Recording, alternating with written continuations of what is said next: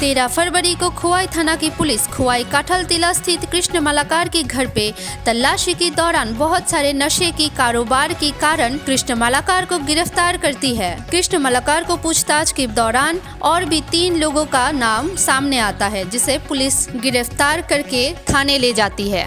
वो 3 और लोग खुवाई की ही रहने वाले थे। नाम उत्पल कर, आशीष देव एवं उत्पल देव। 17 फरवरी को खुवाई थाने की पुलिस ने उन चारों को अदालत ले गए तो 3 दिन की पुलिस रिमांड में उनको ले जाया गया।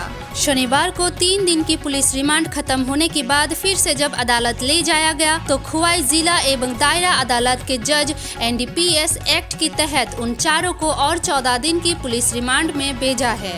खुवाई PS केस नंबर 14/2021 এর যে আসামিগুলি আছে তাদের নাম হলো কৃষ্ণ মালাকার, উৎপল কর, উৎপল দে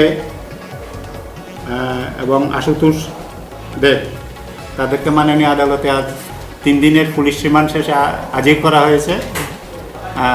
তাদেরকে মাননীয় আদালত পরবর্তী 14 দিন জেলা জোতে তাদেরকে পাঠিয়েছে এবং সিডি কল করেছে।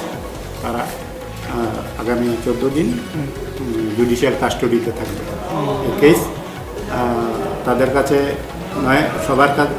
তাদের কাছ থেকে 9 গ্রাম হেরোইন উদ্ধার করা হয়েছে।